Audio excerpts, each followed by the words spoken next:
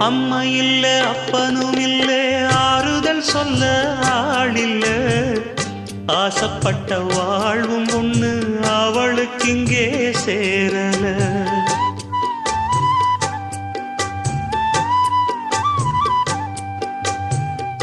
ஆளான நாளிலிருந்து ஆசையும் வச்சா மாறல அந்த கதை பாதியில் முடிஞ்சு போனதையா தேரல பச்சை மண்ணு ஒன்னால பல பழி சுமந்தா தன்னால